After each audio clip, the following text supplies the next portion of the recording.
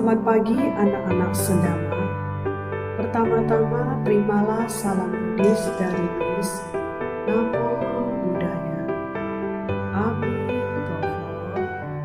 Marilah kita mengawali pelajaran agama Buddha dan budi pekerti hari ini dengan memanjatkan Parita Namaskara kita. Ayo, mari bersikap anjali bersama-sama.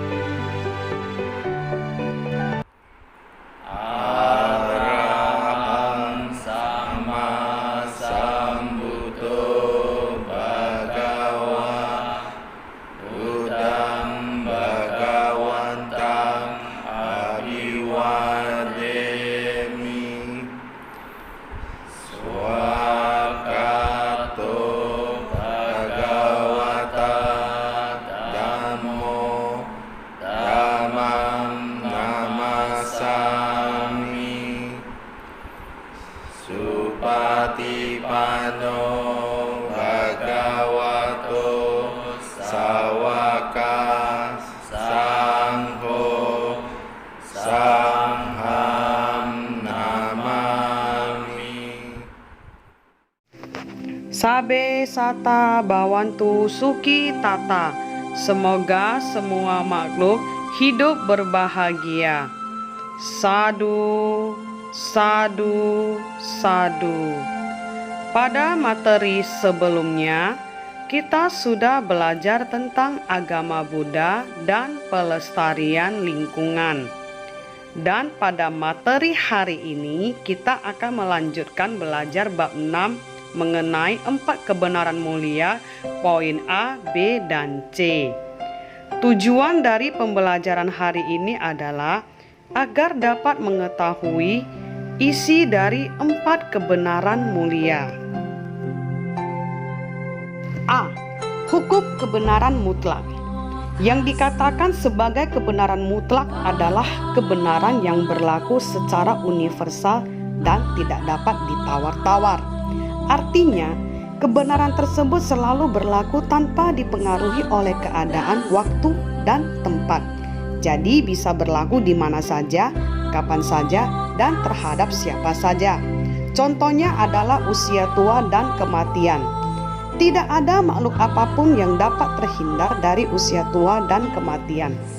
Ada 4 macam hukum kebenaran mutlak yang diajarkan oleh Buddha. 1. Hukum 4 kebenaran mulia. 2. Hukum karma dan tumimba lahir. 3. Hukum 3 corak atau sifat universal. Yang keempat, hukum sebab akibat yang saling mengkondisikan atau bergantung. Jadi keempat hukum ini berlaku mutlak dan tidak dapat diganggu-gugat. Sang Buddha hanya menemukan hukum mutlak ini. Beliau tidak menciptakan hukum mutlak ini. B. Hukum 4 kebenaran mulia.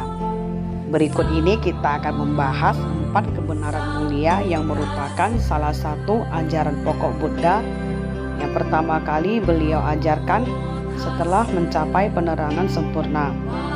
4 kebenaran mulia pertama kali diajarkan kepada 5 orang pertapa. Berikut ini adalah inti dari 4 kebenaran mulia. Keempat hal tersebut terdiri atas 2 pasang, yaitu duka ada sebabnya dan terhentinya duka ada jalannya. Jadi ada 2 pasang dan kedua pasang ini pun tidak dapat ditukar-tukar urutannya. Duka dan sebab duka ini 1 pasang. Artinya duka tentu ada sebabnya. Kemudian terhentinya duka dan jalan menuju terhentinya duka ini juga 1 pasang. Artinya untuk mencapai terhentinya duka tentu ada jalannya. 4 kebenaran mulia merupakan ajaran pokok Buddha. Karena semua ajaran Buddha pada dasarnya dilandasi oleh topik-topik dari ajaran ini. Pertama kali Buddha membabarkan 4 kebenaran mulia, yaitu dalam khotbah beliau yang disebut Dhammacakkappavattana Sutta atau khotbah tentang pemutaran roda dharma yang pertama. C. Kebenaran mulia tentang duka. Secara umum, kata duka diterjemahkan sebagai duka atau penderitaan. Hal ini tidak salah, tetapi kurang tepat. Karena kata duka dalam bahasa Pali juga mengandung arti tidak memuaskan atau tidak sempurna. Jadi arti yang lebih luas lagi daripada sekedar penderitaan. Contoh, orang yang sedang kenyang. Secara umum, orang yang sudah kenyang tidak dapat dikatakan sebagai penderitaan. Tapi menurut Buddha, hal tersebut merupakan duka. Karena rasa kenyang tersebut tidak dapat dipertahankan terus-menerus. Rasa kenyang tersebut hanya berlangsung beberapa saat.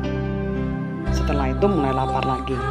Hal ini tentunya tidak memuaskan, dan sesuatu yang tidak memuaskan itulah yang disebut sebagai duka. Secara umum, duka terbagi menjadi 3. Yang pertama, duka-duka adalah penderitaan biasa. Artinya, penderitaan yang sering dialami dalam kehidupan sehari-hari, baik yang bersifat batin maupun jasmani.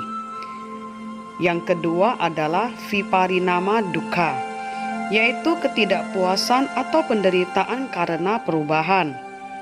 Penderitaan yang disebabkan karena adanya perubahan tidak dapat kita hindari oleh siapapun.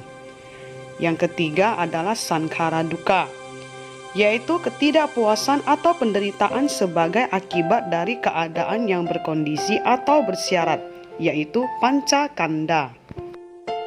Menurut ajaran Buddha, manusia atau makhluk terdiri dari 5 perpaduan yang bersyarat atau berkondisi. Artinya, kalau syarat-syarat yang membentuknya itu tidak lengkap, maka hal itu tidak dapat terjadi atau terbentuk sebagai makhluk. 5 kondisi tersebut adalah jasmani, perasaan, pencerahan, faktor-faktor batin, dan kesadaran. Kelima kondisi ini disebut pancakanda, yang berpadu menjadi satu dan membentuk makhluk. Menurut Anguttara Nikaya Dukkha Nipata 101, duka dapat dibagi menjadi 2, yaitu yang pertama kayika duka, penderitaan jasmani. Penderitaan jasmani ini erat kaitannya dengan kondisi jasmani sewaktu terganggu oleh penyakit, rasa lapar atau haus, atau sewaktu terganggu oleh unsur-unsur yang merangsang seperti panas dan dingin yang luar biasa. Yang kedua adalah cetasika duka, penderitaan batin. Penderitaan batin berarti penderitaan yang disebabkan oleh kesedihan, duka cita, kekecewaan, ratap tangis, penyesalan, dan sebagainya. Duka dapat juga dibedakan menjadi 2. Yang pertama adalah samisa duka, yang artinya penderitaan dengan mata kail berumpan. Artinya penderitaan yang timbul karena hilang atau padamnya objek-objek kesenangan indera.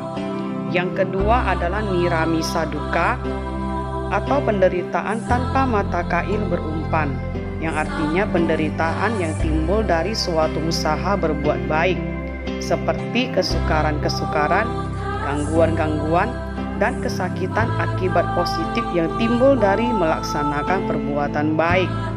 Di antaranya adalah mudah berdana, dapat menjalankan sila, dapat bermeditasi, dapat mengajarkan dharma, dapat belajar dharma, dapat melatih kesabaran, dan sebagainya.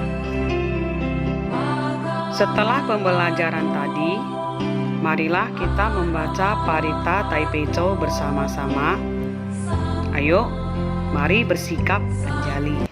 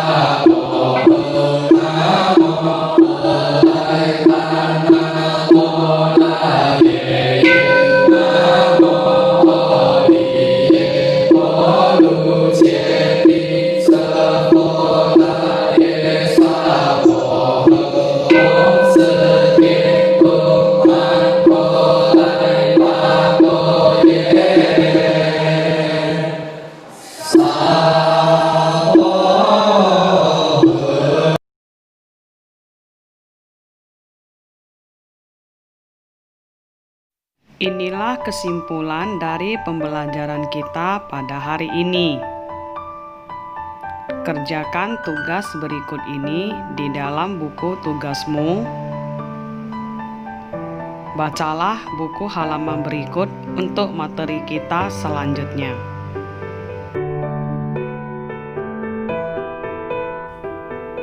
Demikianlah pembelajaran kita hari ini. Marilah kita akhiri pelajaran agama Buddha dan budi pekerti hari ini dengan menyanyikan Gata Bodhicitta.